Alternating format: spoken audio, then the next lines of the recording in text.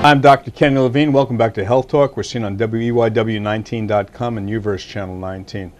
Bob, I want to get back to the big and small aspects of this. So you became a veterinarian and then you did your residency in ophthalmology.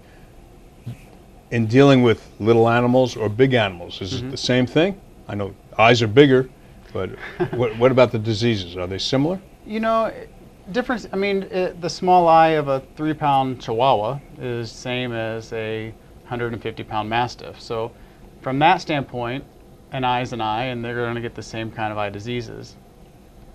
Species to species, things are quite different. You know, today, before here, this afternoon, I went to the wildlife facility here in Fort Lauderdale and looked at 2 squirrels and a couple possums.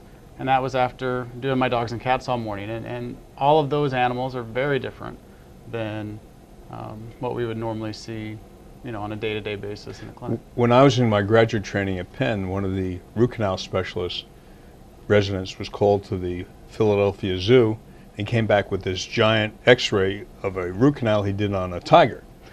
Now, do you get called to the zoos and to take care of the larger animals also, or the racetracks? Yeah, we do. We do a lot of horses at the racetracks.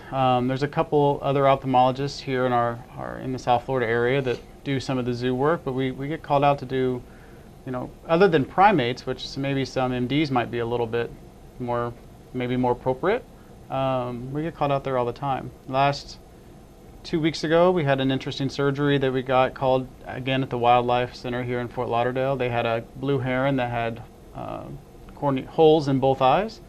They called us out. We knew we needed to do surgery in order to get the bird released, and so we did a corneal transplants on the bird, and things went well. You know, I'm fascinated. Is there insurance, by the way, to cover surgery for animals? There is. You know, health insurance in pets is becoming more and more popular and more common, and unfortunately, a lot of the things that, you know, depending on there's a lot of programs out there, and so based on what pet you have and what programs you think you need, you got to be, you know, select it carefully.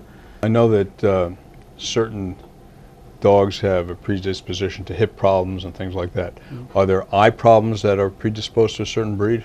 There are, and so some of the most common things that I treat on a daily basis are glaucoma, and breeds like Cocker Spaniels, Basset Hounds, Shiba Inus tend to be my most popular clients. Dry eye, we see a lot of Cocker Spaniels, and, you know, cataracts tend to be a lot of Poodles and Boston Terriers. All of the little bulgy-eyed Shih Tzus and Pugs and Pekingeses are a lot more prone to corneal scratches and abrasions. You know, pets can't complain. Right.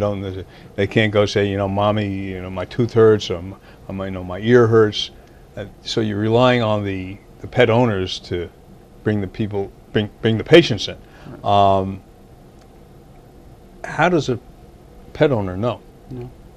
You know, a lot of times, and I had this conversation with a client today, but their dog had glaucoma in one eye, but she had no idea because these pets, they're just the nature of who they are. They hide their wounds, and they're not as forefront as we would be. So most clients don't realize, at least in eye problems, unless there's a lot of pain and they're squinting, they don't really realize that there's a problem until maybe the second eye is starting to have problems. Sometimes I'll see a pet who goes blind, but in reality they've been blind in one eye for 6 months, but no one knew it until the other eye really had a problem. I know that you know, dental care is important to. I know about dogs and cats and things like that, and certainly equine dentistry is very important, and for cows. Are vision tests part of an exam for veterinarians to do on animals, and how can they tell?